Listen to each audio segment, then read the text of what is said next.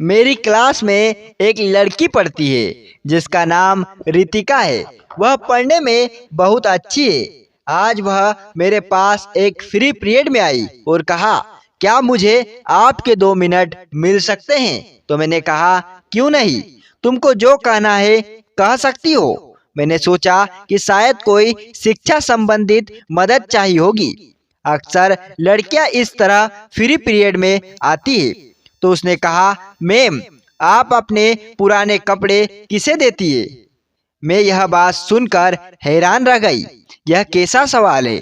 मैंने पूछा कि तुम यह क्यों पूछ रही हो? तो उसने कहा कि मैडम, मैं बहुत गरीब परिवार से हूँ। मेरे साथ पढ़ने वाली लड़कियां बहुत अमीर परिवार से है और वे हर दिन मेरे कपड़ों का मजाक उड़ाती रहती है। मैं अपनी पढ़ाई ही बहुत मुश्किल से कर पा रही हूँ।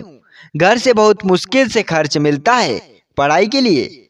अपने लिए नए कपड़े कहाँ से ले पाऊंगी? मैंने सुना है आपकी जल्द ही शादी होने वाली है। आप अपने पुराने कपड़े किसी न किसी को तो देंगी, फिर मुझे ही कुछ पुराने कपड़े दे दो।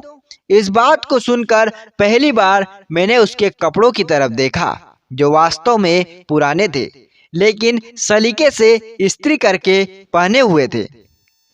उसकी बात से मेरा हृदय अत्यंत भावुक हो गया और मन के सागर में तूफान सा आ गया और ऐसा प्रतीत हुआ कि मैं खुद ही उसमें डूब जाऊंगी।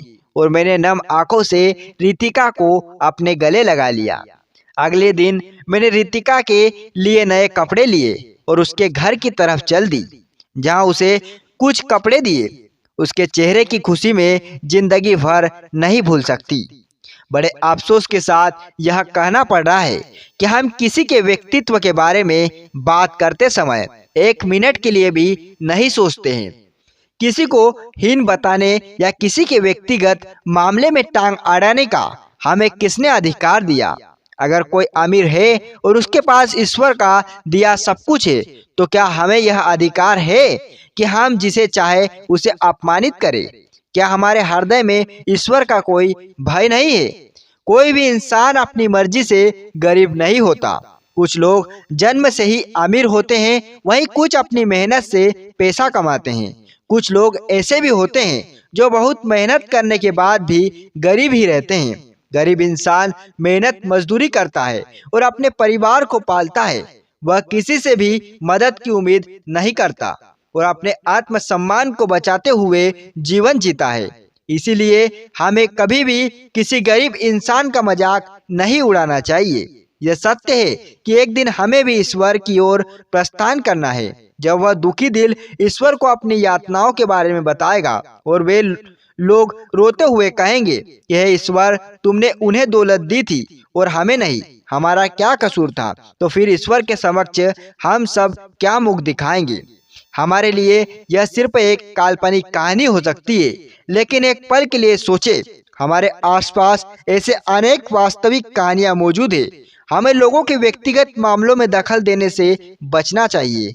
पता नहीं वे कैसे जीवन गुजार रहे हैं। अगर इस कहानी ने आपके दिल को छुआ है तो इसे दूसरों के साथ अवश्य शेयर करें। और ऐसे ही प्रेरणादायक कहानियों के लिए और आप चाहते हैं कि आप पर कभी गरीबी न आए तो चैनल को सब्सक्राइब जरूर कर ले, नहीं तो भगवान आपको भी जल्दी गरीब बना देगा।